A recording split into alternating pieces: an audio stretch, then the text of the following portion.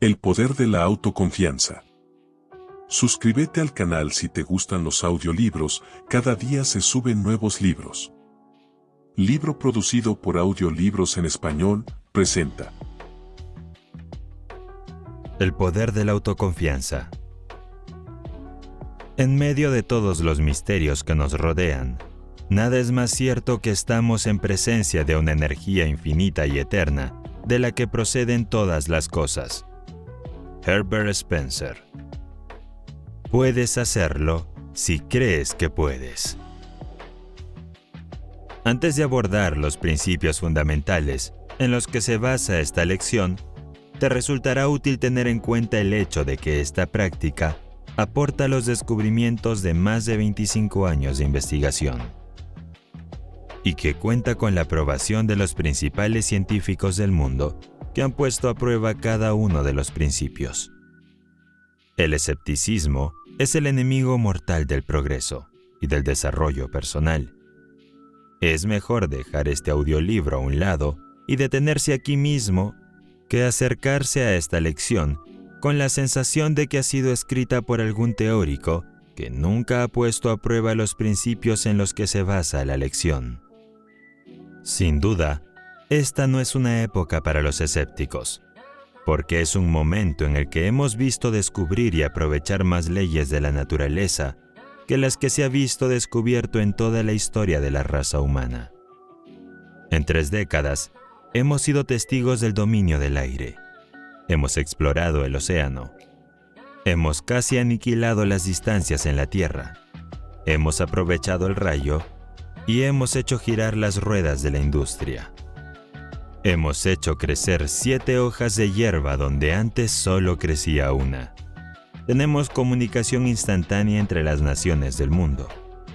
En verdad, esta es una época de iluminación y desarrollo, pero apenas hemos acariciado la superficie del conocimiento.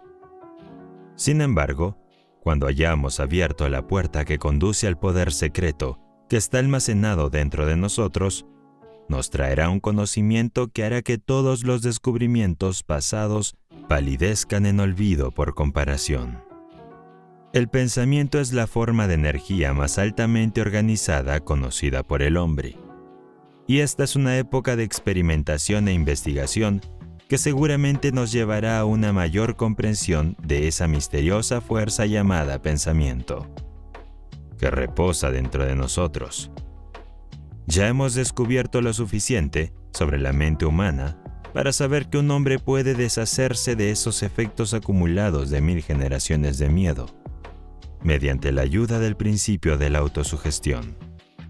Ya hemos descubierto el hecho de que el miedo es la razón principal de la pobreza, el fracaso y la miseria que adopta 1000 formas diferentes. Ya hemos descubierto el hecho de que el hombre que domina el miedo puede marchar hacia el éxito en prácticamente cualquier decisión, a pesar de todos los esfuerzos para derrotarlo. El desarrollo de la confianza en uno mismo comienza con la eliminación de ese demonio llamado miedo, que se posa sobre el hombro del hombre y le susurra al oído: no puedes hacerlo. Tienes miedo de intentarlo. Tienes miedo de la opinión pública.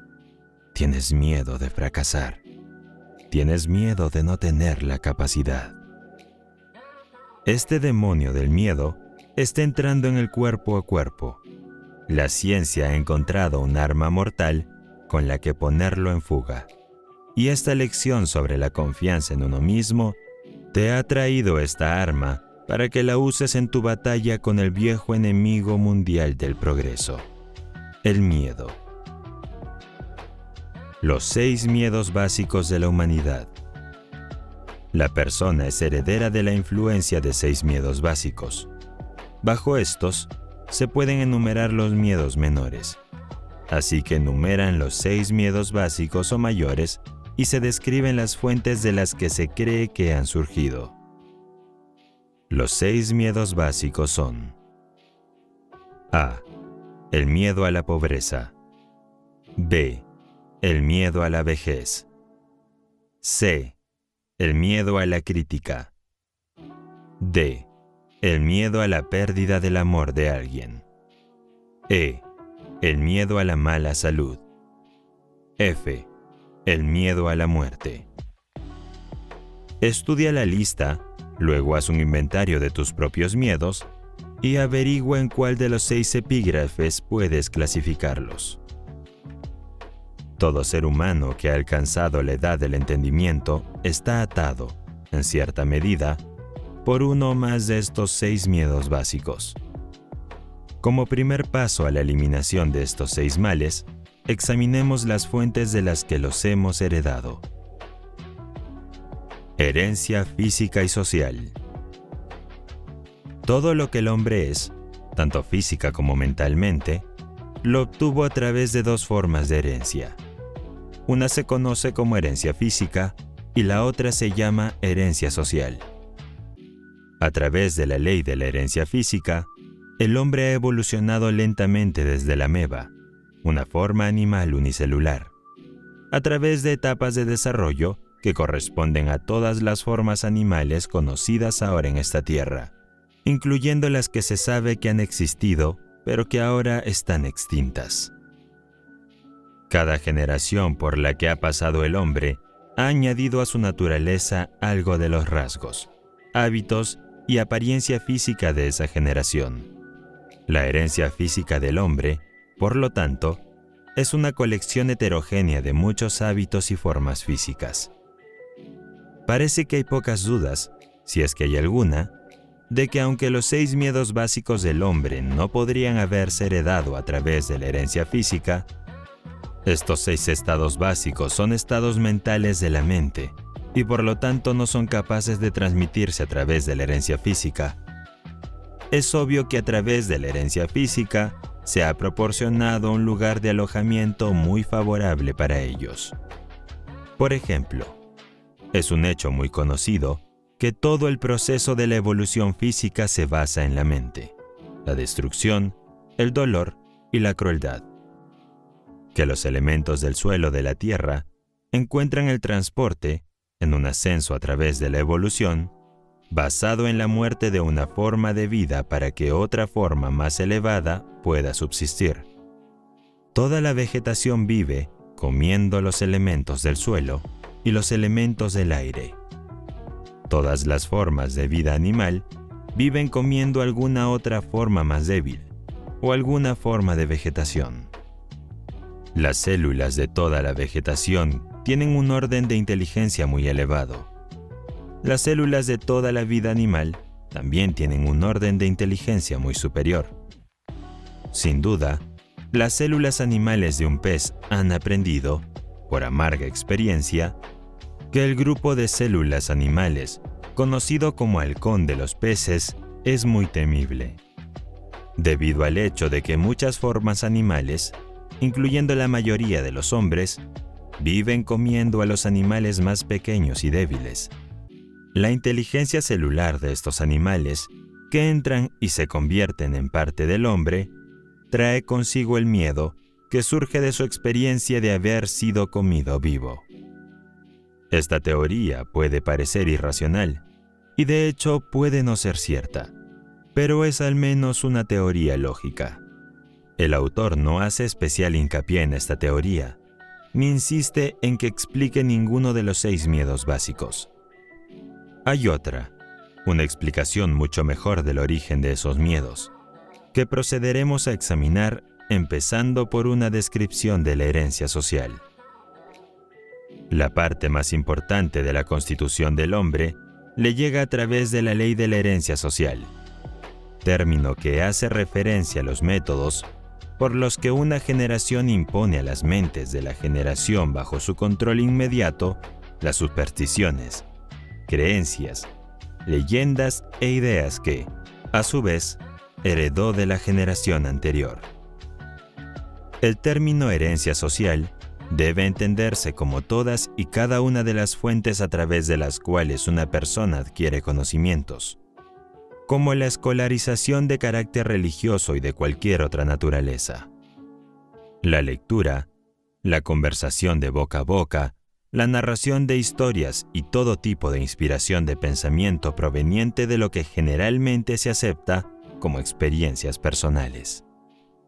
A través de la operación de la ley de la herencia social, cualquiera que tenga el control de la mente de un niño puede, a través de una intensa enseñanza, plantar en la mente del infante cualquier idea, ya sea falsa o verdadera, de tal manera que el niño la acepte como verdadera y se convierte en una parte de su personalidad, como cualquier célula u órgano de su cuerpo físico, e igual difícil de cambiar en su naturaleza.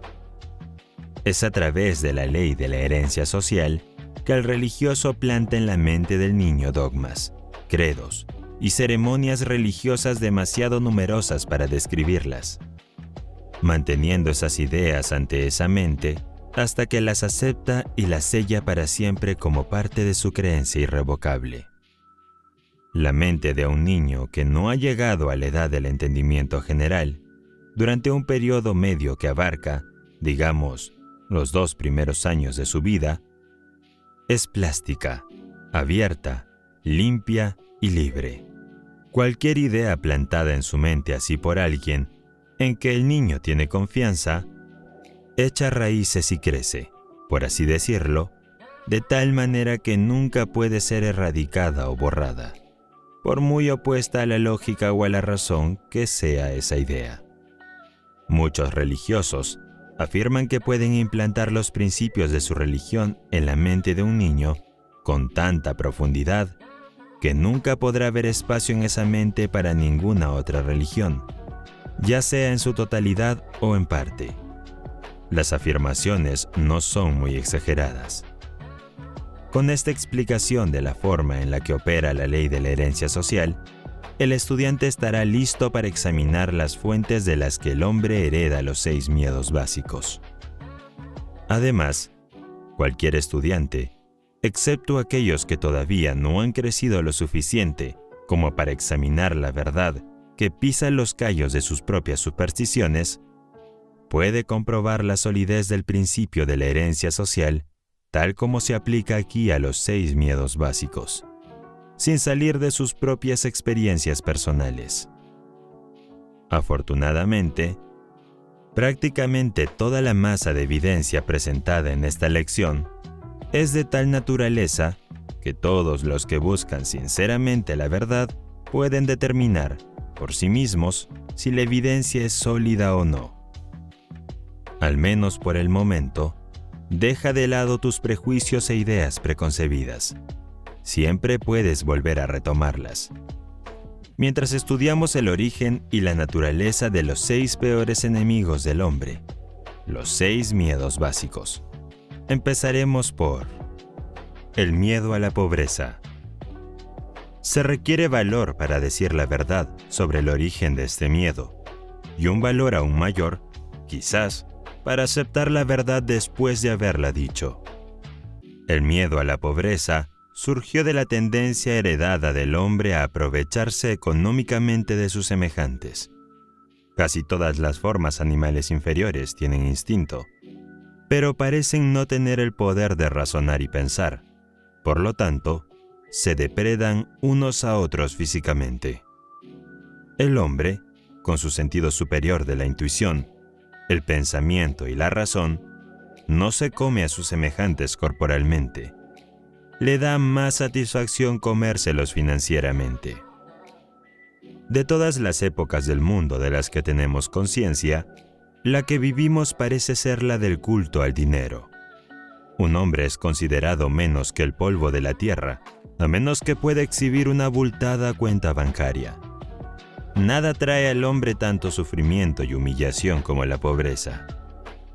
No es de extrañar que el hombre la tema, a través de una larga línea de experiencias heredadas con el hombre animal. El hombre ha aprendido, con certeza, que no siempre se puede confiar en este animal cuando se trata de asuntos de dinero y otras evidencias de posesiones terrenales. Muchos matrimonios tienen su inicio, y a menudo su final, únicamente en función de la riqueza que posee una o ambas partes contratantes. No es de extrañar que los tribunales de divorcio estén ocupados. Sociedad podría escribirse correctamente como sociedad con el símbolo de dólar reemplazando la S inicial, porque está inseparablemente asociada con ese signo. El hombre está tan ansioso de poseer riqueza que la adquiriría de cualquier manera, a través de métodos legales si es posible, o a través de otros métodos si es necesario. El miedo a la pobreza es algo terrible. Un hombre puede cometer un asesinato, un robo, una violación y cualquier otra forma de violación de derechos de los demás, y aún así recuperar su posición elevada en la mente de sus semejantes siempre que no pierda su riqueza. La pobreza, por tanto, es un crimen, un pecado imperdonable, por así decirlo. No es de extrañar que el hombre lo tema. Todos los libros de leyes del mundo demuestran que el miedo a la pobreza es uno de los 6 miedos básicos de la humanidad, ya que en todos esos libros de leyes se puede encontrar diversas leyes destinadas a proteger a los débiles de los fuertes. Dedicar tiempo a intentar demostrar que el miedo a la pobreza es uno de los miedos heredados del hombre, o que este miedo tiene su origen en la naturaleza del hombre para engañar a sus semejantes, sería similar a intentar demostrar que 3 por 2 son 6. Evidentemente, ningún hombre temería la pobreza si tuviera algún motivo para confiar en sus semejantes, pues hay comida, refugio, vestimenta y lujos de toda índole suficiente para las necesidades de cada persona en la tierra, y todas estas bendiciones serían disfrutadas por cada persona si no fuera por el hábito que tiene el hombre de tratar de expulsar a todos los demás cerdos del comedor, incluso después de tener todo y más de lo que necesita. El segundo de los 6 miedos básicos con los que el hombre está atado es el miedo a la vejez. En general, este miedo surge de 2 fuentes. En primer lugar, la idea de que la vejez puede traer consigo la pobreza. En segundo lugar, y con mucho la fuente de origen más común, de las falsas y crueles enseñanzas sectarias que han sido también mezcladas con fuego y azufre, y con purgatorios y otros bugis que los seres humanos han aprendido a temer la vejez porque significaba la aproximación de otro mundo, y posiblemente mucho más horrible que este que se sabe que es bastante malo. En el temor básico a la vejez, el hombre tiene 2 razones muy sólidas para su aprehensión. Una que surge de la desconfianza a sus semejantes, que pueden apoderarse de cualquier bien mundano que posea, y la otra que surge de las terribles imágenes del mundo venidero que fueron profundamente plantadas en su mente, a través de la ley de la herencia social, mucho antes que entrara en posesión de esa mente. ¿No es de extrañar que el hombre tema la llegada de la vejez? El tercero de los 6 miedos básicos es el miedo a la crítica.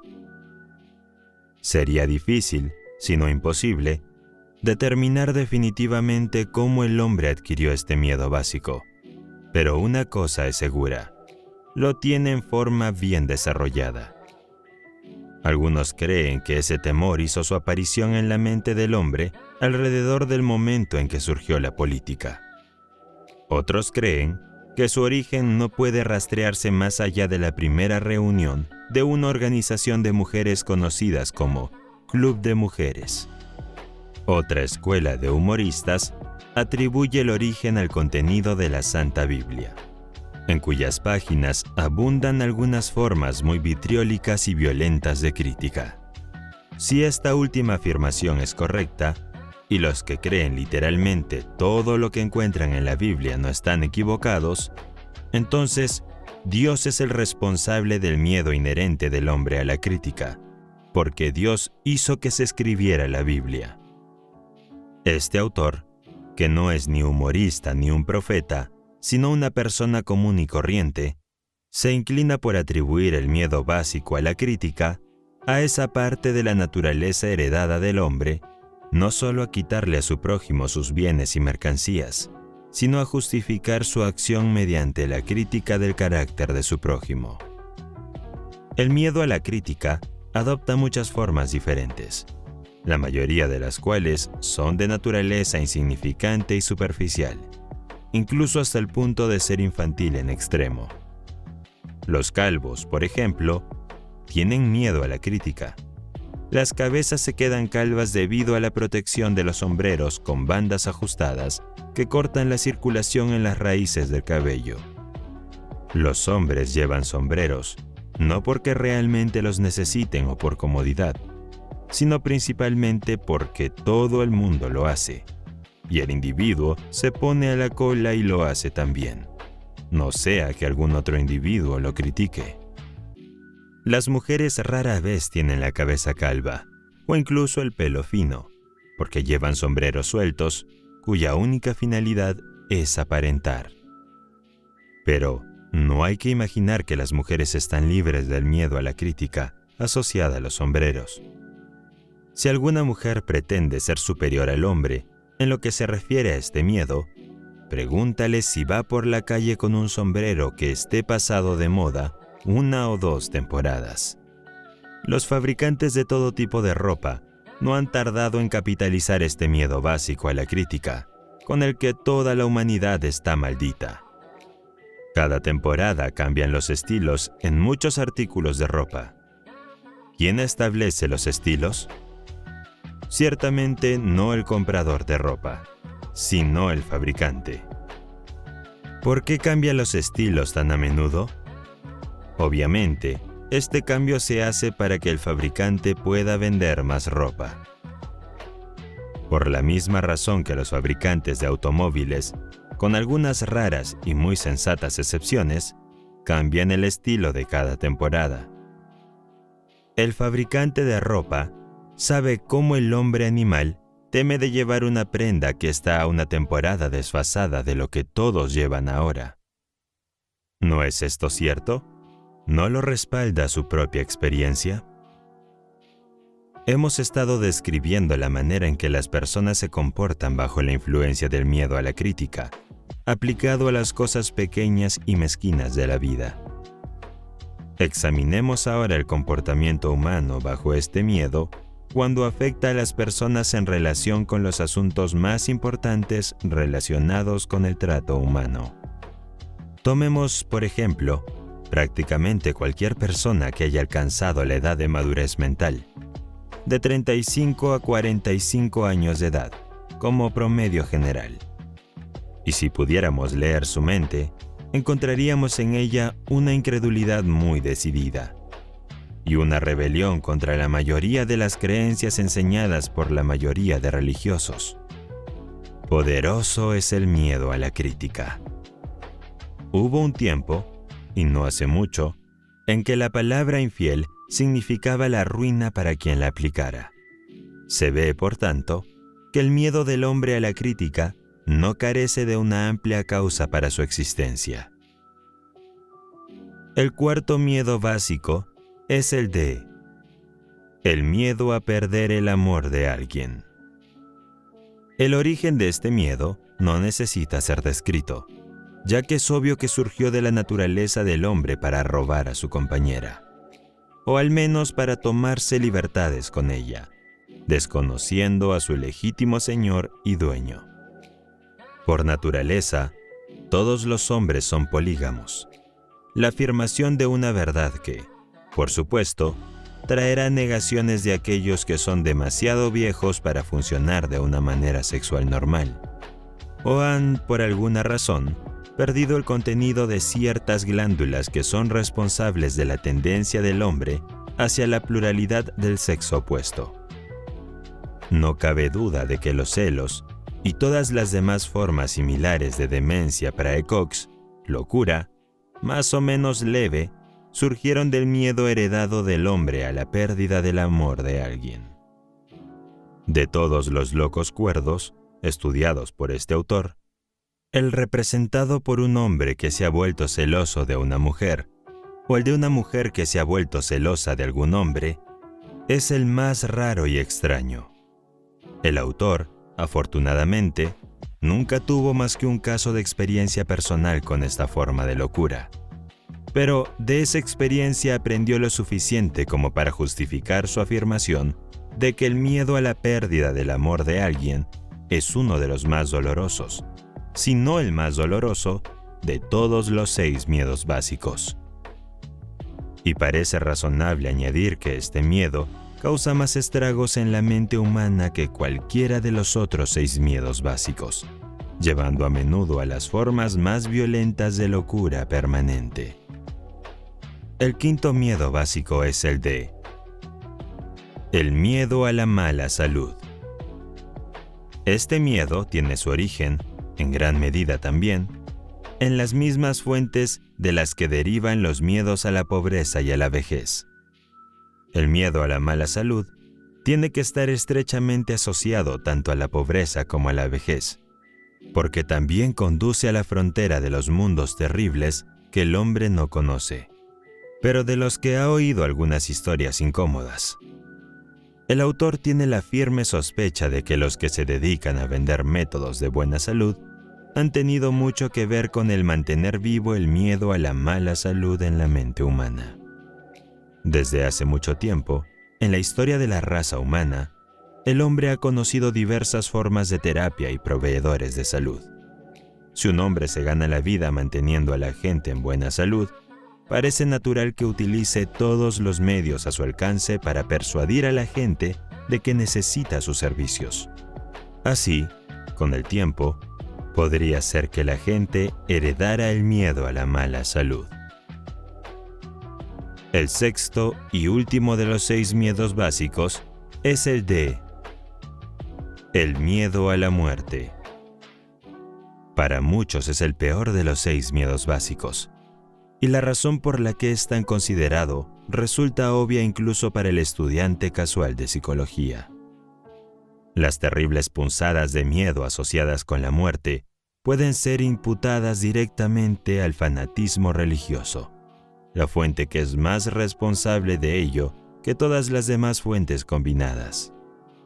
Los llamados paganos no tienen tanto miedo a la muerte como los civilizados, especialmente aquella parte de la población civilizada que ha caído bajo la influencia de la teología. Durante cientos de millones de años, el hombre se ha planteado las preguntas aún sin respuesta, y tal vez sin respuesta definitiva. ¿Qué y de dónde vengo y a dónde voy después de la muerte?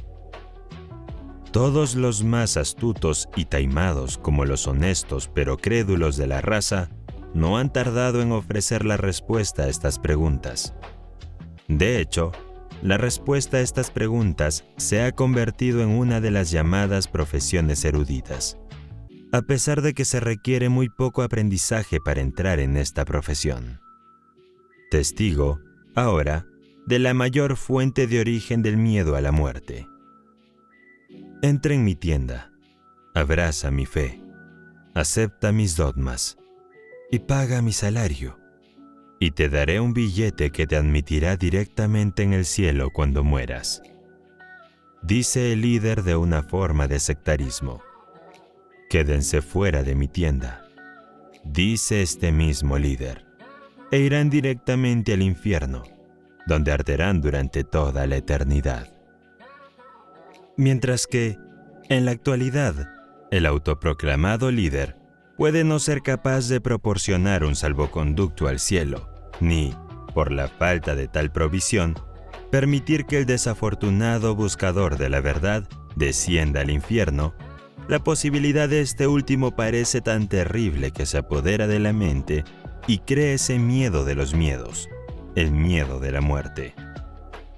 En verdad, ningún hombre sabe, y ningún hombre ha sabido nunca, cómo es el cielo o el infierno, o si esos lugares existen, y esta misma falta de conocimiento definitivo abre la puerta de la mente humana al charlatán para que entre y controle esa mente con sus acciones de presdigitación y diversas marcas de engaño, falsedad y fraude. La verdad es esta: que ningún hombre sabe ni nunca ha sabido de dónde nacemos o a dónde vamos al morir. Cualquier persona que afirme lo contrario, o bien se engaña a sí misma, o bien es un impostor consciente que se dedica a vivir sin prestar un servicio de valor, jugando con la credulidad de la humanidad. Sin embargo, la mayoría de los que se dedican a vender billetes para el cielo creen saber dónde está el cielo y que sus credos y fórmulas darán un paso seguro a quienes lo abracen. Esta creencia puede resumirse en una palabra: credulidad. Los líderes religiosos, por lo general, hacen la afirmación amplia y generalizada de que la civilización actual debe su existencia al trabajo realizado por las iglesias.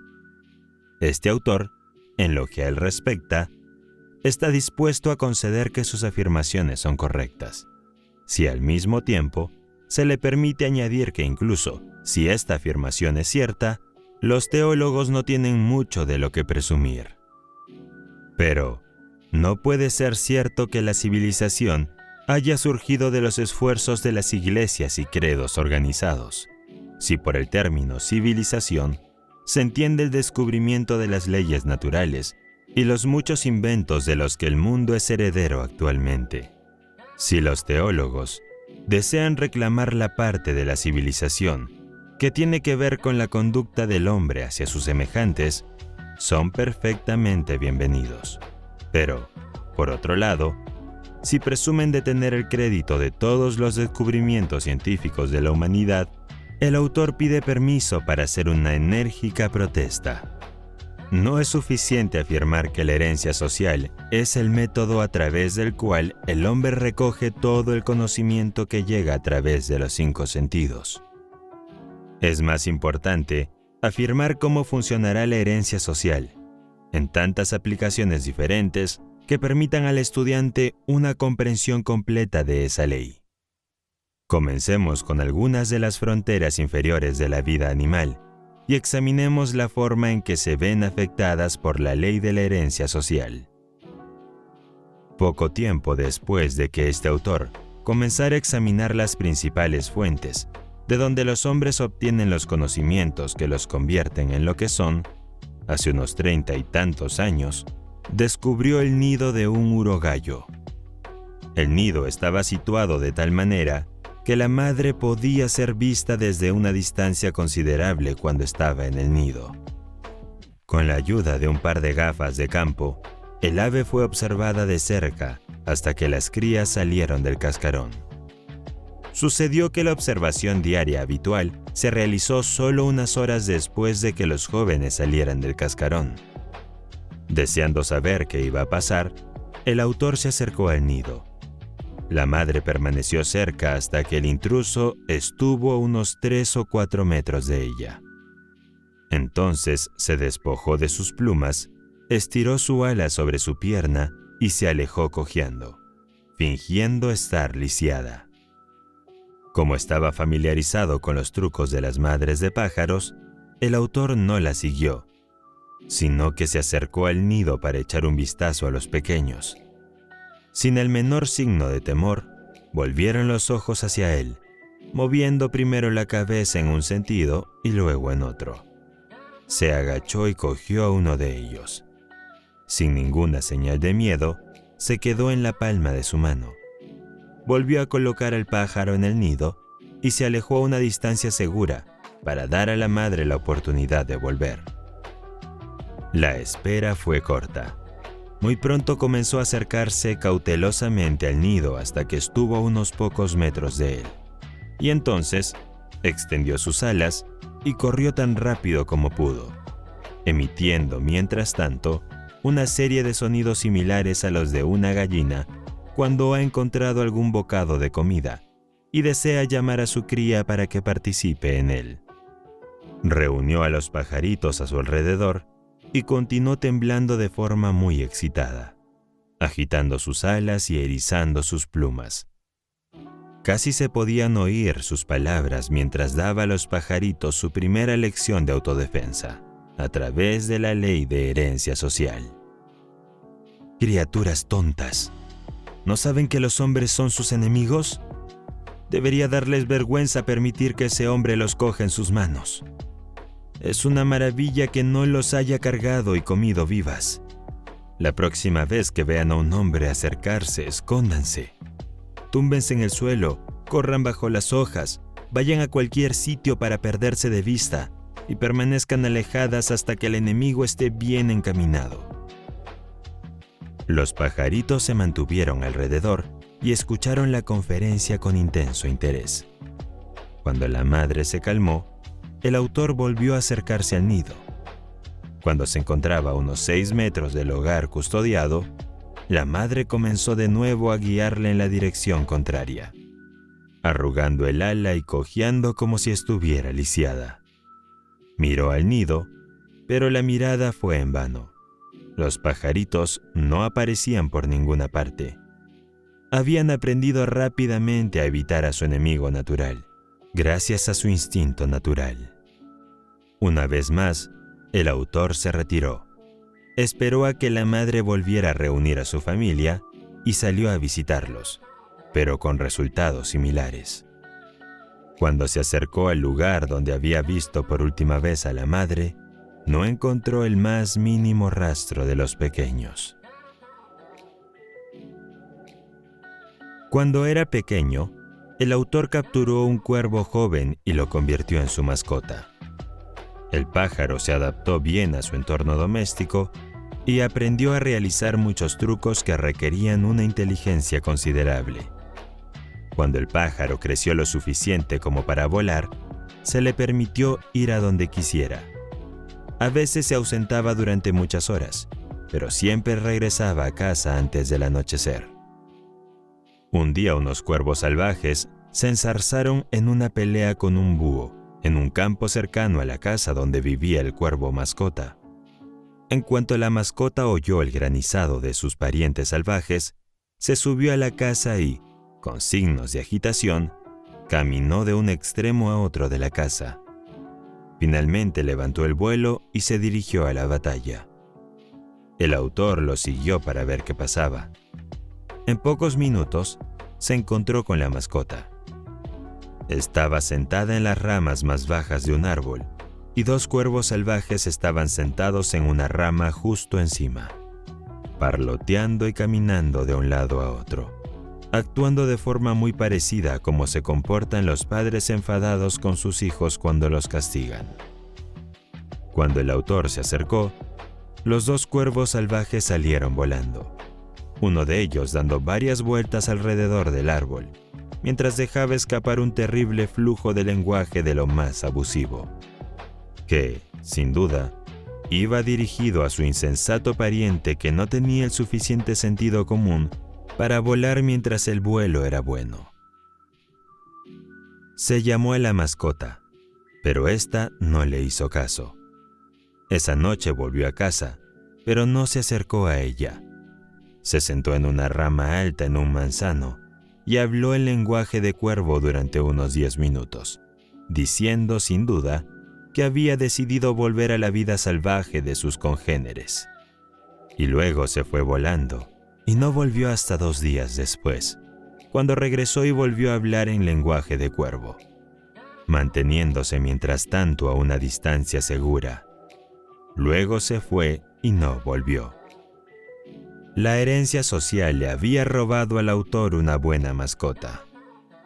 La gente pensaba que había demostrado un gran gesto al volver y avisar de su intención de marcharse. Muchos granjeros habían dejado la granja sin tomarse la molestia de esta formalidad. Es un hecho bien conocido que el zorro ceba con todo tipo de aves y animales pequeños, a excepción de la mofeta. No es necesario explicar por qué el zorrillo goza de inmunidad. Un zorro puede enfrentarse a una mofeta una vez, pero nunca 2. Por esta razón, una piel de zorrillo, cuando se clava en un gallinero, mantendrá a todos los zorros, excepto al más joven e inexperto, a una distancia segura. El olor de una mofeta, una vez experimentado, nunca se olvida. Ningún otro olor se le parece ni remotamente. No consta que ninguna madre de zorro haya enseñado a sus crías a detectar el olor familiar de una mofeta y a mantenerse alejadas de él. Pero todos los que están informados sobre la sabiduría del zorro saben que los zorros y las mofetas nunca buscan alojamiento en la misma cueva. Pero una lección es suficiente para enseñar al zorro todo lo que quiere saber sobre las mofetas. A través de la ley de la herencia social, que opera mediante el sentido del olfato, una lección sirve para toda la vida. Una rana toro puede ser atrapada en un anzuelo atando un pequeño trozo de tela roja o cualquier otro objeto rojo pequeño al anzuelo y colgándolo delante de la nariz de la rana. Es decir, la rana puede ser atrapada de esta manera, siempre y cuando sea enganchada la primera vez que muerda el cebo. Pero si está mal enganchado y hace una escapada, o si siente la punta del anzuelo cuando muerde el cebo pero no es atrapado, no volverá a cometer el mismo error. El autor pasó muchas horas intentando enganchar a un espécimen particularmente deseable que había picado y fallado, antes de aprender que una sola lección de herencia social es suficiente para enseñar incluso a una humilde corvina que los trozos de franela roja son cosas que hay que dejar en paz. El autor tuvo una vez un excelente perro macho de la raza Airedale, que causaba muchas molestias por su costumbre de llegar a casa con un pollo joven en la boca. En cada ocasión, se le quitaba el pollo y se le reprendía, pero era inútil. Seguía con su afición a las aves. Con el fin de salvar al perro, si era posible, y como experimento de herencia social, este perro fue llevado a la granja de un vecino que tenía una gallina y algunos pollos recién nacidos. La gallina fue colocada en el granero y el perro fue entregado con ella. En cuanto todos se perdieron de vista, el perro se acercó lentamente a la gallina, olfateó el aire en su dirección 1 o 2 veces, para asegurarse de que era el tipo de carne que buscaba, y luego se lanzó hacia ella. Mientras tanto, la gallina estaba haciendo un reconocimiento por su cuenta, ya que se encontró con el perro a más de la mitad del camino. Además, se encontró con él con una sorpresa de alas y garras que nunca antes había experimentado. La primera ronda fue claramente de la gallina, pero un buen pájaro gordo, calculó el perro, no iba a escurrirse entre sus patas tan fácilmente. Por lo tanto, retrocedió una corta distancia y volvió a cargar.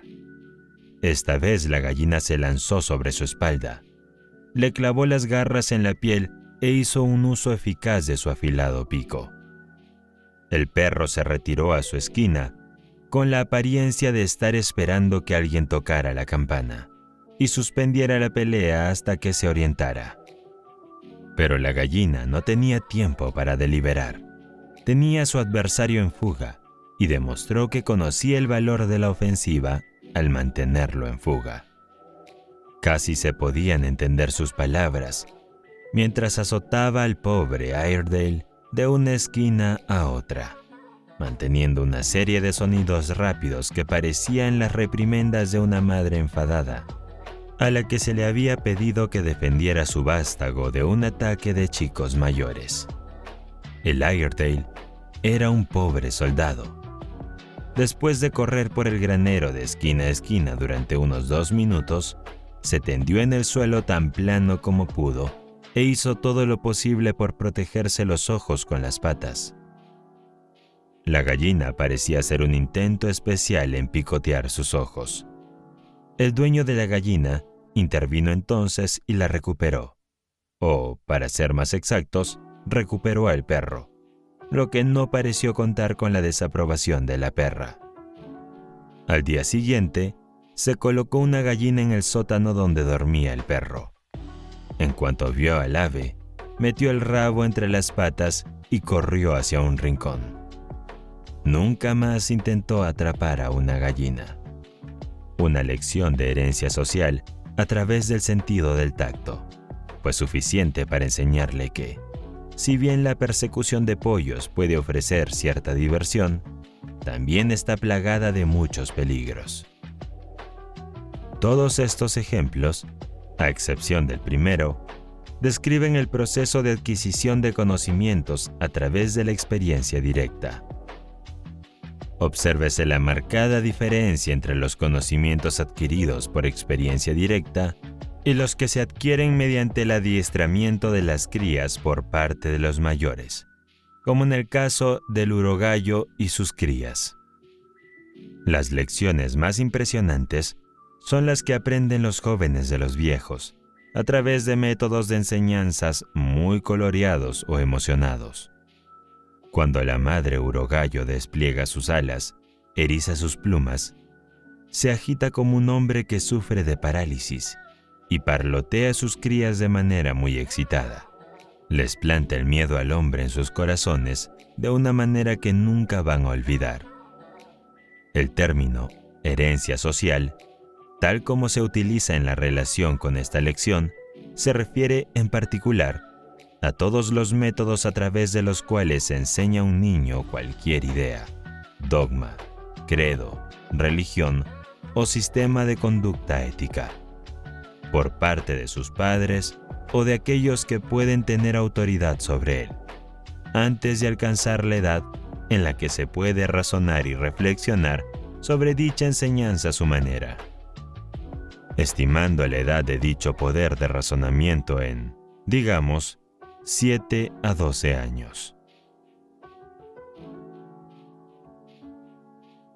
Hay muchas formas de miedo, pero ninguna es más mortífera que el miedo a la pobreza y a la vejez. Manejamos nuestros cuerpos como si fuéramos esclavos, porque tenemos tanto miedo a la pobreza que deseamos acumular dinero para la vejez. De esta forma común de miedo, nos impulsa tanto que sobrecargamos nuestro cuerpo y provocamos lo mismo que estamos luchando por evitar. Qué tragedia es ver a un hombre conducirse a sí mismo cuando comienza a llegar a lo largo del puesto de 40 años de la vida, la edad en la que apenas comienza a madurar mentalmente. A los 40 años, un hombre está ingresando en la edad en la que es capaz de ver y comprender y asimilar la escritura de la naturaleza, tal como aparece en los bosques y en los arroyos que fluyen, y en los rostros de los hombres y de los niños pequeños. Y, sin embargo, este miedo al diablo lo impulsa con tanta fuerza que se ciega y se pierde en el enredo de un laberinto de deseos conflictivos. El principio del esfuerzo organizado se pierde de vista, y en lugar de aferrarse a las fuerzas de la naturaleza que están en evidencia a su alrededor y permitir que esas fuerzas lo lleven a las alturas de grandes logros, las desafía y se convierten en fuerzas de destrucción. Tal vez ninguna de estas grandes fuerzas de la naturaleza esté más disponible para el desenvolvimiento del hombre que el principio de la autosugestión, pero la ignorancia de esta fuerza está llevando a la mayoría de la raza humana a aplicarla de manera que actúe como un obstáculo y no como una ayuda. Enumeramos aquí los hechos que muestran cómo se produce esta mala aplicación de una gran fuerza de la naturaleza. He aquí un hombre que se encuentra con alguna decepción. Un amigo resulta ser falso o un vecino parece indiferente. A continuación, decide, a través de la autosugestión, que todos los hombres son indignos de confianza y que todos los vecinos son poco agradecidos. Estos pensamientos se incrustan tan profundamente en su mente subconsciente que colorean toda su actitud hacia los demás. Volvamos ahora a lo dicho en la segunda lección, sobre los pensamientos dominantes de la mente de un hombre que atraen a las personas cuyos pensamientos son similares. Aplica la ley de la atracción y pronto verás y comprenderás por qué el incrédulo atrae a otros incrédulos.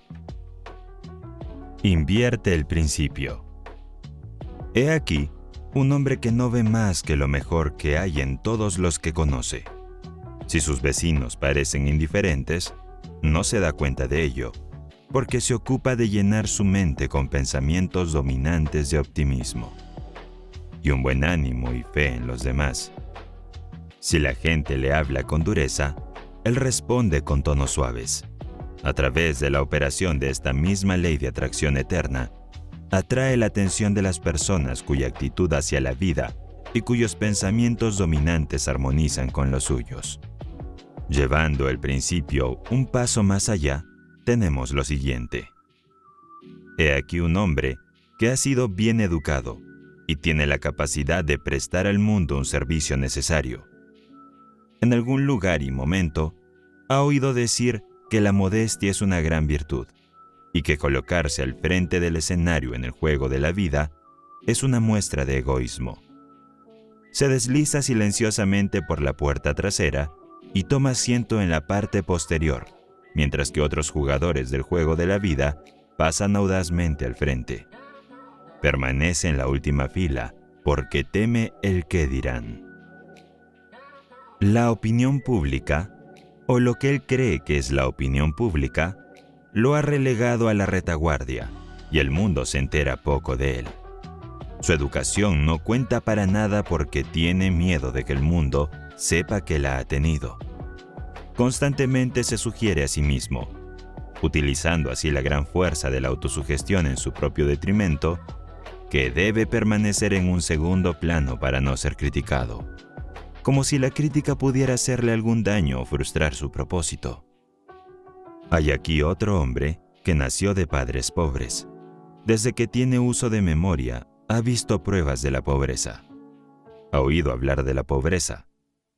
Ha tenido la gélida mano de la pobreza sobre sus hombros y le ha impresionado tanto que la fija en su mente como una maldición a la que debe someterse.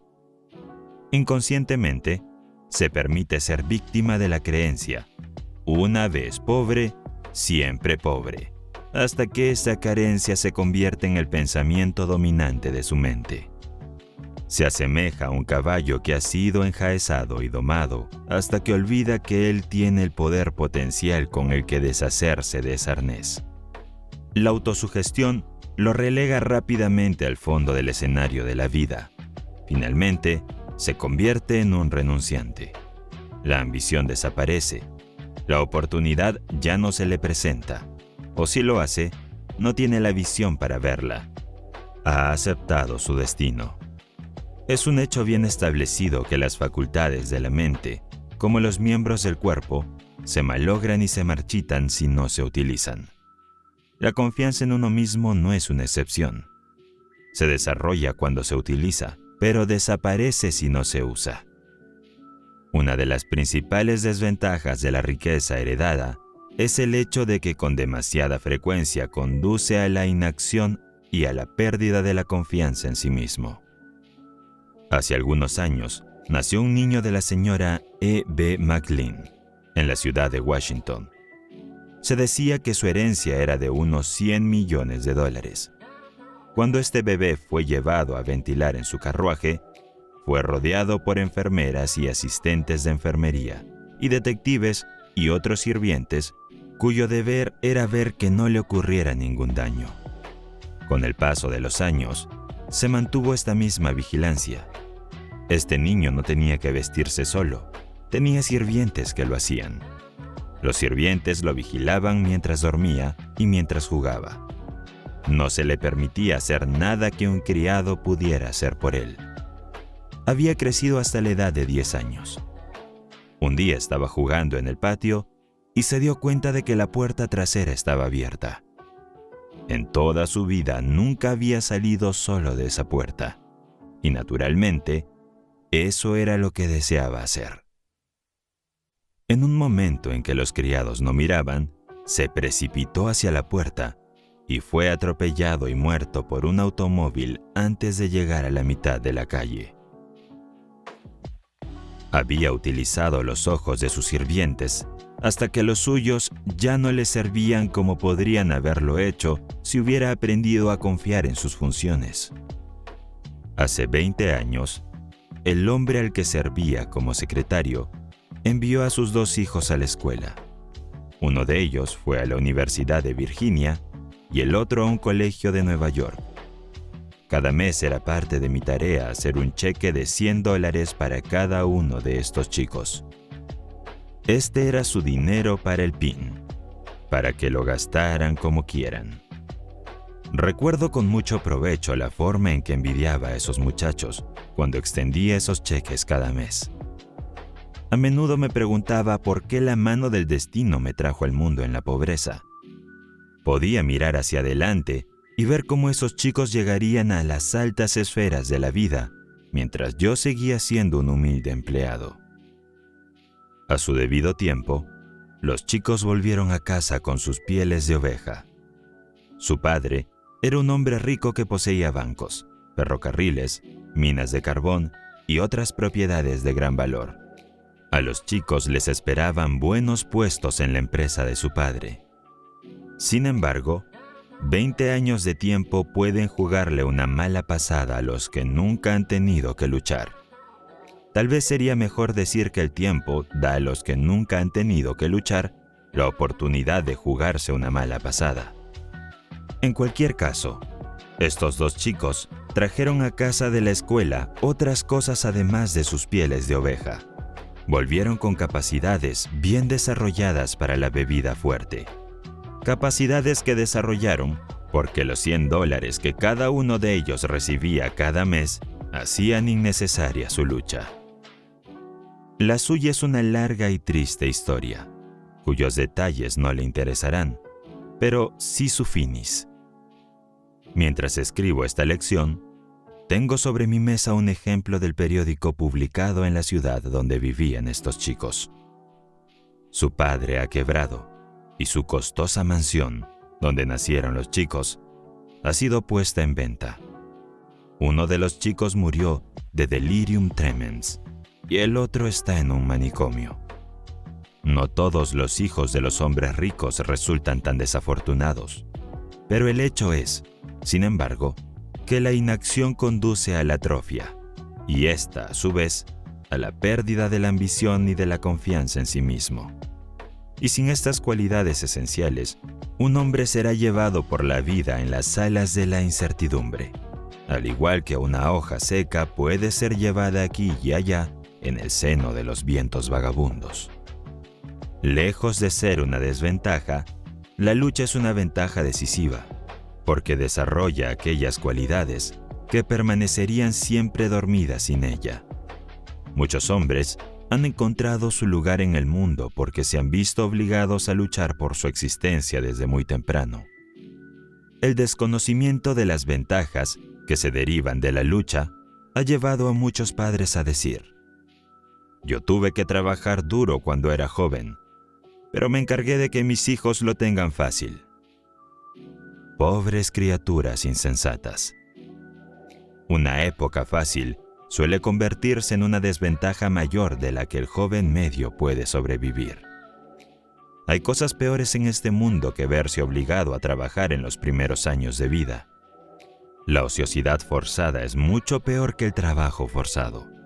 Ser forzado a trabajar o forzado a hacer lo mejor posible engendrará la templanza, el autocontrol, la fuerza de voluntad, el contenido y otras 100 virtudes que el ocioso nunca conocerá. La falta de necesidad de lucha no solo conduce a la debilidad de la ambición y la fuerza de voluntad, sino que, lo que es aún más peligroso, establece en la mente de una persona un estado de letargo que conduce a la pérdida de la confianza en sí mismo. La persona que ha dejado de luchar debido a que el esfuerzo ya no es necesario, está aplicando literalmente el principio de la autosugestión al socavar su propio poder de autoconfianza. Tal persona finalmente caerá en un estado de ánimo en el que realmente mirará con más o menos desprecio a la persona que se ve obligada a seguir adelante. La mente humana, si se me permite la repetición, puede compararse con una batería eléctrica. Puede ser positiva o negativa. La confianza en uno mismo es la cualidad con que la mente se recarga y se vuelve positiva. Apliquemos este razonamiento a las ventas y veamos qué papel juega la confianza en uno mismo en este gran campo de trabajo. Uno de los mejores vendedores que ha visto este país fue una vez un empleado de una oficina de periódicos. Merecerá la pena analizar el método con el que se ganó el título de principal vendedor del mundo. Era un joven tímido con un carácter más o menos retraído. Era uno de los que creen que es mejor colarse por la puerta de atrás y sentarse en la parte posterior del escenario de la vida. Una noche, escuchó una conferencia sobre el tema de esta lección, la autoconfianza, y esa conferencia le impresionó tanto que salió de la sala de conferencias con la firme determinación de escapar del atolladero en que se había metido. Se dirigió al director de negocios del periódico y pidió un puesto como solicitante de publicidad, y se le puso a trabajar a comisión. Todo el mundo en la oficina esperaba verlo fracasar, ya que este tipo de ventas requiere el tipo más positivo en la capacidad de venta.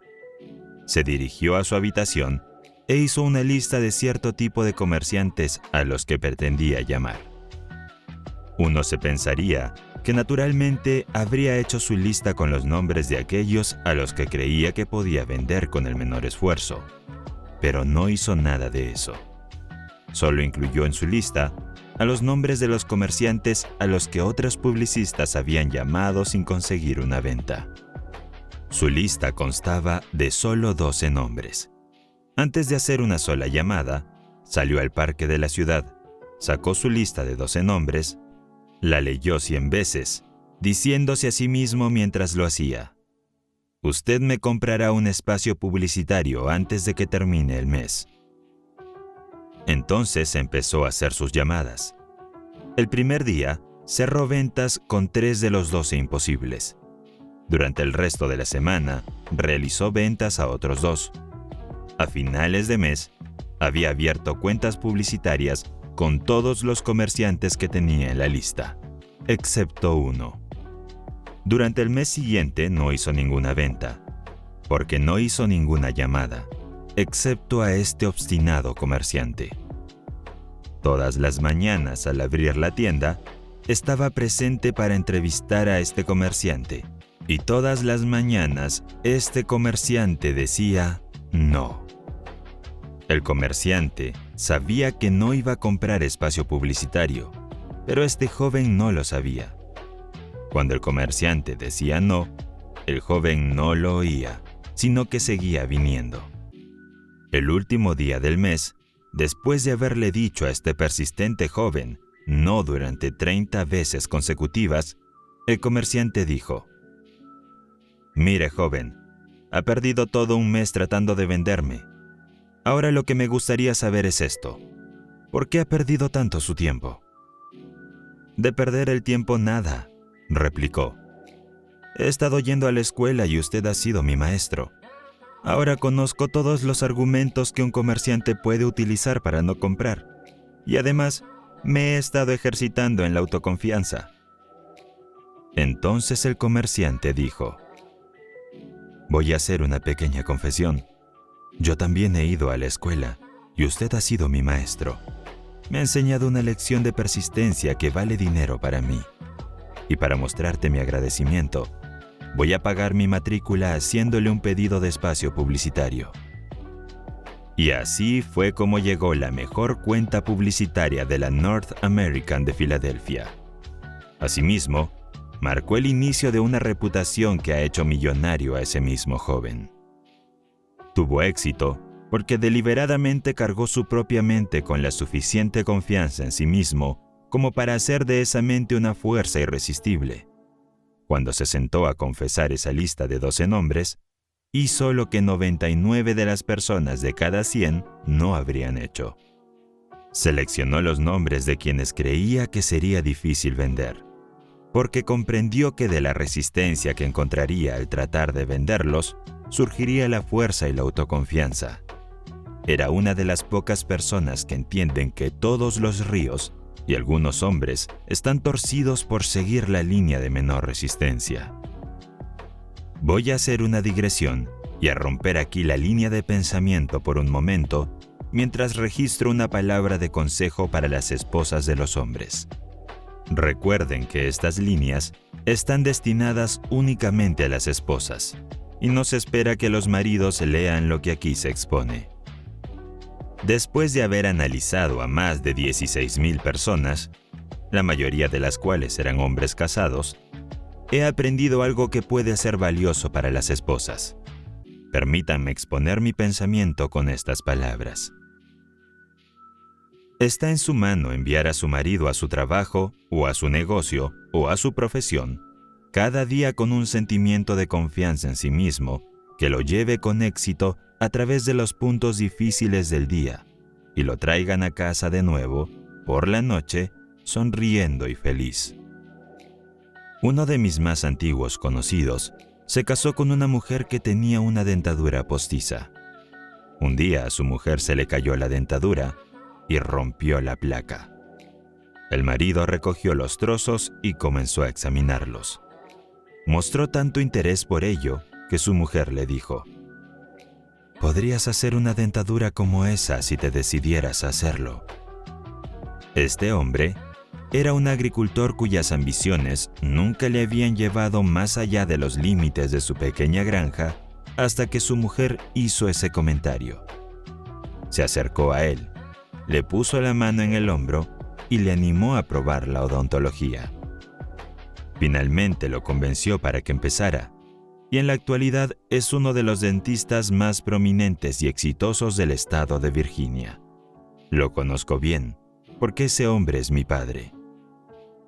Nadie puede predecir las posibilidades del logro disponibles para el hombre cuya esposa está a su espalda y lo motiva a realizar esfuerzos más grandes y mejores, porque es un hecho bien conocido que una mujer puede despertar a un hombre para que realice hazañas casi sobrehumanas.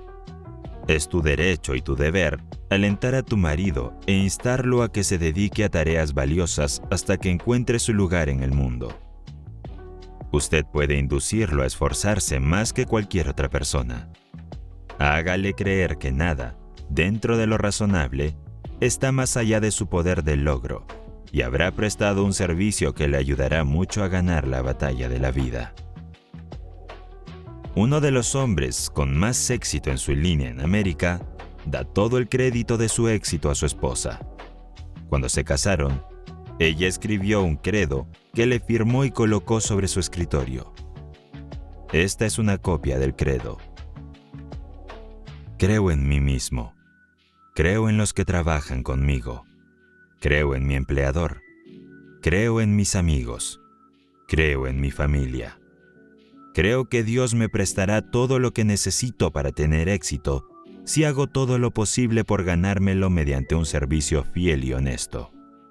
Creo en la oración y nunca cerraré los ojos en el sueño sin pedir la guía divina con el fin de ser paciente con otras personas y tolerante con los que no creen como yo. Creo que el éxito es el resultado de un esfuerzo inteligente y no depende de la suerte o de las prácticas agudas o de traicionar a los amigos, a los compañeros o a mi empleador. Creo que obtendré de la vida exactamente lo que ponga en ella, por lo que tendré cuidado de comportarme con los demás como me gustaría que ellos actuaran conmigo. No calumniaré a quienes no me agradan. No despreciaré mi trabajo, sin importar lo que vea hacer a los demás. Prestaré el mejor servicio del que sea capaz, porque me he comprometido a triunfar en la vida, y sé que el éxito es siempre el resultado de un esfuerzo concienzudo y eficiente.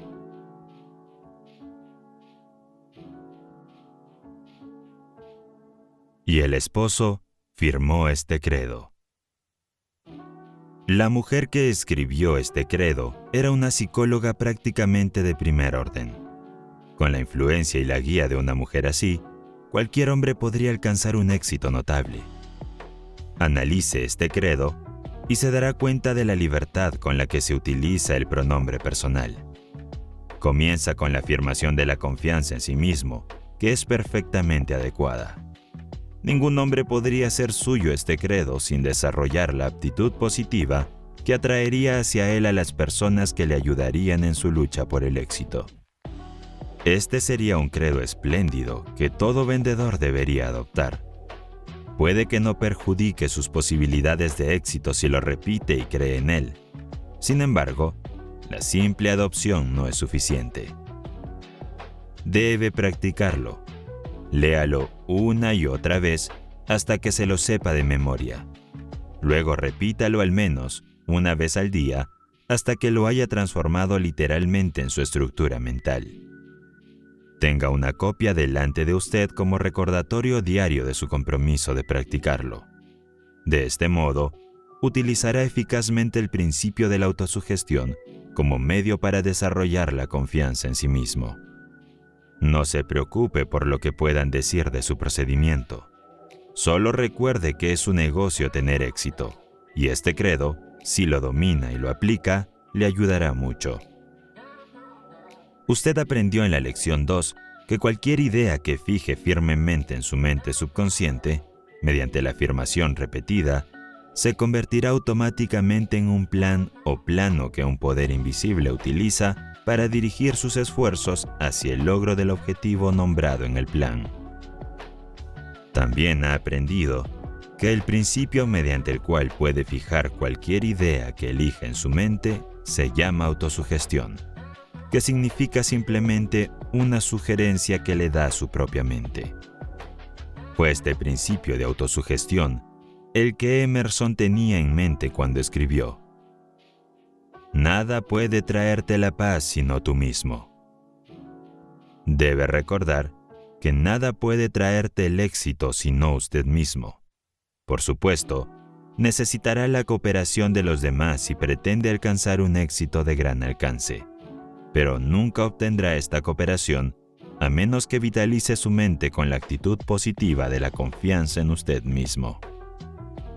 Tal vez se haya preguntado por qué unos pocos hombres avanzan a puestos altamente remunerados, mientras que otros a su alrededor, que tienen tanta formación y que aparentemente realizan tanto trabajo, no avanzan.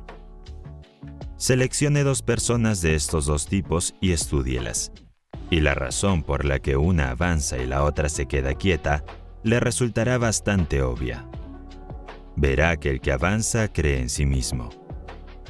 Se dará cuenta de que respalda esta creencia con una acción tan dinámica y agresiva que hace saber a los demás que cree en sí mismo. También notará que esta confianza en sí mismo es contagiosa, es impelente, es persuasiva, atrae a los demás. También percibirá que el que no avanza muestra claramente, por la mirada de su rostro, por la postura de su cuerpo, por la inseguridad con la que habla, que carece de toda autoconfianza. Nadie va a prestar mucha atención a la persona que no tiene confianza en sí misma. No atrae a los demás porque su mente es una fuerza negativa que repele en lugar de atraer. En ningún otro campo de la actividad, la autoconfianza o la falta de ella desempeña un papel tan importante como el campo de la venta. Y no hace falta ser analista del carácter para determinar, en el momento en que se le conoce, si un vendedor posee esta cualidad de autoconfianza. Si la tiene, los signos de su influencia están escritos en él. Le inspira confianza en él y en los productos que vende desde el momento en que habla.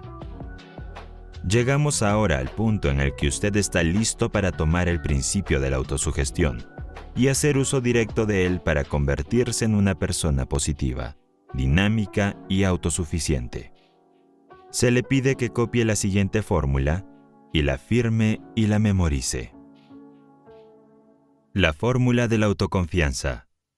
Primero, sé que tengo la capacidad de alcanzar el objetivo de mi propósito definido, por lo que me exijo una acción persistente, decisiva y continua hacia su consecución. Segundo, me doy cuenta de que los pensamientos dominantes de mi mente eventualmente se reproducen en la acción exterior, corporal, y gradualmente se transforman en la realidad física. Por lo tanto, concentraré mi mente durante 30 minutos diarios en la tarea de pensar en la persona que pretendo ser. Creando una imagen mental de esta persona, y luego transformando esa imagen en la realidad a través del servicio práctico.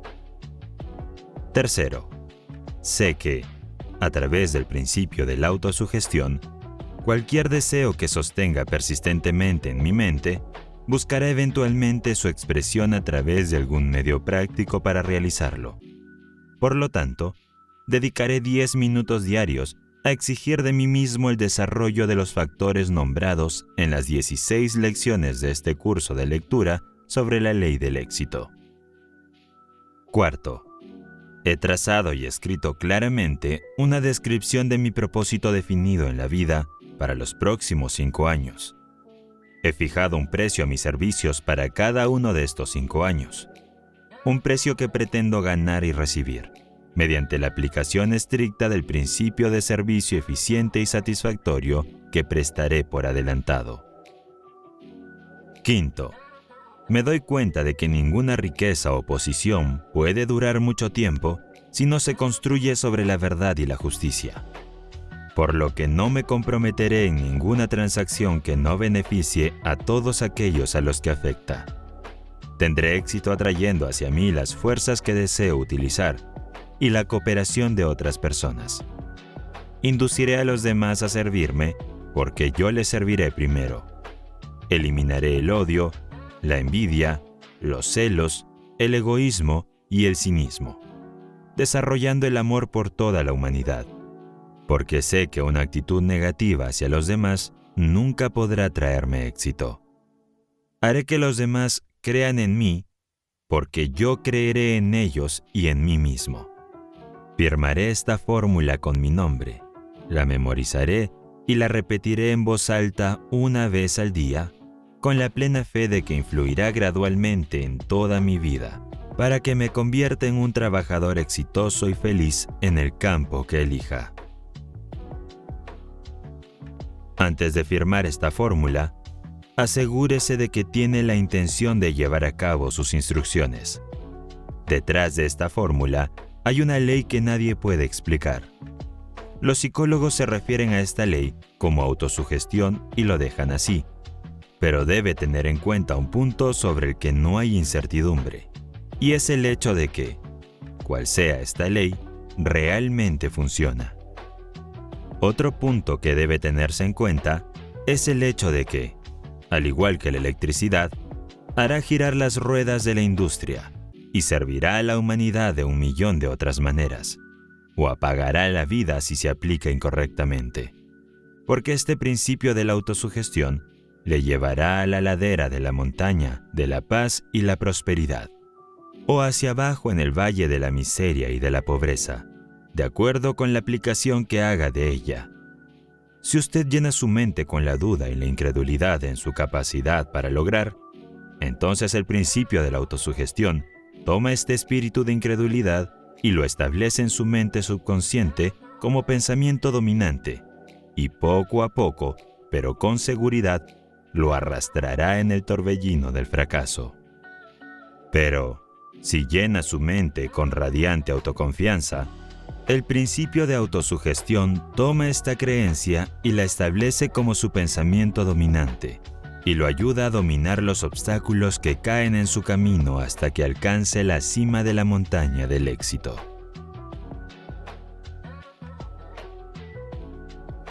El poder del hábito. Habiendo experimentado yo mismo todas las dificultades que se interponen en el camino de aquellos que carecen de la comprensión para hacer una aplicación práctica de este gran principio de la autosugestión, permítanme llevarles por un breve camino hacia el principio del hábito, a través del cual pueden aplicar fácilmente el principio de la autosugestión en cualquier dirección y para cualquier propósito. El hábito surge del entorno, de hacer lo mismo, de pensar los mismos pensamientos o de repetir las mismas palabras una y otra vez. El hábito puede compararse con el surco de un disco fonográfico, mientras que la mente humana puede compararse con la aguja que encaja en ese surco. Cuando cualquier hábito se ha formado bien, a través de la repetición del pensamiento o la acción, la mente tiene una tendencia a adherirse y seguir su curso desde el hábito tan estrechamente como la aguja del fonógrafo sigue el surco del disco de cera. El hábito se crea dirigiendo repetidamente uno o más de los 5 sentidos de ver, oír, oler, saborear y sentir en una dirección determinada. Es a través de este principio de repetición que se forma el hábito de la droga perjudicial. Con este mismo principio, el deseo de la bebida embriagadora se convierte en un hábito. Una vez que el hábito se ha establecido bien, controlará y dirigirá automáticamente nuestra actividad corporal, en la que se puede encontrar un pensamiento que puede transformarse en un poderoso factor en el desarrollo de la autoconfianza. El pensamiento es el siguiente. Dirige voluntariamente, y por la fuerza si es necesario, tus esfuerzos y tus pensamientos a lo largo de una línea deseada hasta que hayas formado el hábito que se apoderará de ti y continúa, voluntariamente, dirigiendo tus esfuerzos a lo largo de la misma línea. El objetivo de escribir y repetir la fórmula de la autoconfianza es formar el hábito de hacer que la creencia en uno mismo sea el pensamiento dominante de su mente, hasta que ese pensamiento se haya incrustado completamente en su mente subconsciente, a través del principio del hábito. Aprendiste a escribir dirigiendo repetidamente los músculos del brazo y de la mano sobre ciertos contornos conocidos como letras, hasta que finalmente formaste el hábito de trazar esos contornos. Ahora escribes con facilidad y rapidez, sin trazar cada letra lentamente. Escribir se ha convertido en un hábito para ti. El principio del hábito se apoderará de las facultades de tu mente de la misma manera que influirá en los músculos físicos de tu cuerpo. Como puedes comprobar fácilmente dominando y aplicando esta lección sobre la autoconfianza. Cualquier afirmación que te hagas repetidamente a ti mismo, o cualquier deseo que siembres profundamente en tu mente a través de una afirmación repetida, buscará eventualmente su expresión a través de tus esfuerzos físicos corporales externos. El principio del hábito es el fundamento mismo sobre el que se construye esta lección sobre la autoconfianza en sí mismo. Y si entiendes y sigues las instrucciones establecidas en esta lección, pronto sabrás más sobre la ley del hábito, desde el conocimiento de primera mano de lo que podría ser enseñado por 1.000.000 de lecciones como esta.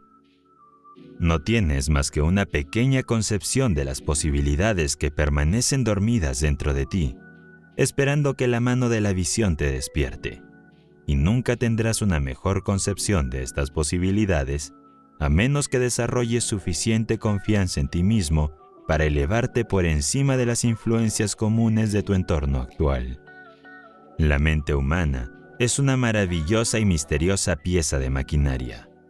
Un hecho que me recordaron hace unos meses cuando leí los ensayos de Emerson y releí su ensayo sobre las leyes espirituales. Pero sucedió algo extraño.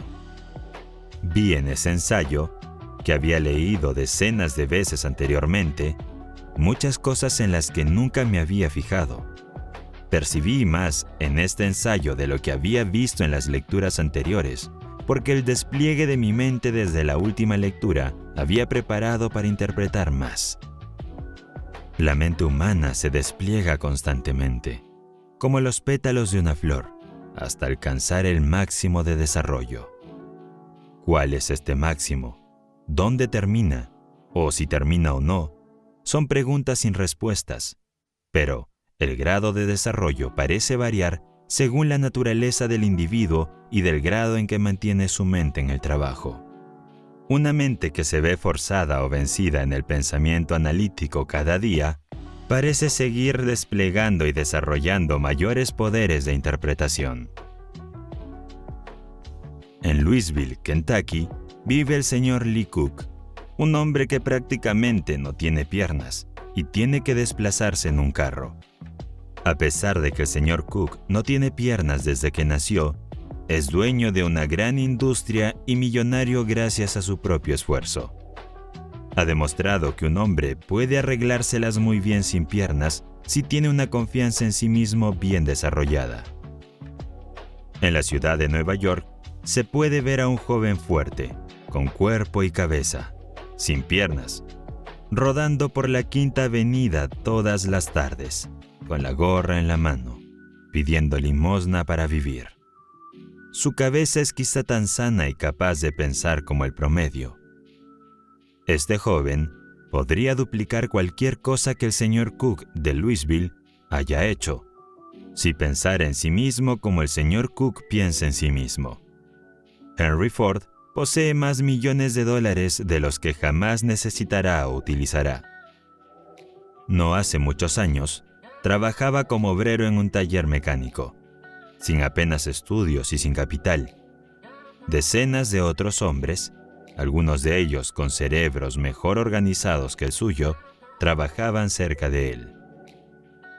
Ford se deshizo de la conciencia de pobreza, desarrolló autoconfianza en sí mismo, pensó en el éxito y lo alcanzó. Los que trabajaban a su alrededor podrían haberlo hecho igual de bien si hubieran pensado como él. Milo C. Jones, de Wisconsin, sufrió una parálisis hace unos años. El ataque fue tan grave que no podía girarse en la cama ni mover un músculo de su cuerpo. Su cuerpo físico estaba inutilizado, pero a su cerebro no le pasaba nada. Así que empezó a funcionar en serio, probablemente por primera vez en su existencia. Tumbado de espaldas en la cama, el señor Jones hizo que ese cerebro creara un propósito definido. Ese fin era bastante prosaico y humilde en su naturaleza, pero era definido y era un propósito, algo que él nunca había conocido antes. Su propósito definitivo era hacer salchichas de cerdo. Llamando a su familia a su alrededor, contó sus planes y comenzó a dirigirlos para llevarlos a cabo. Sin más ayuda que una mente sana y mucha confianza en sí mismo, Milo C. Jones extendió el nombre y la reputación de la salchicha de cerdo por todos los Estados Unidos. Y además acumuló una fortuna. Todo esto lo logró después de que la parálisis le impidiera trabajar con sus manos. Donde prevalece el pensamiento, se puede encontrar el poder. Gracias por escuchar esta obra llamada El Poder de la Autoconfianza. Espero y les haya gustado esta obra. Suscríbete para no perderte más audiolibros.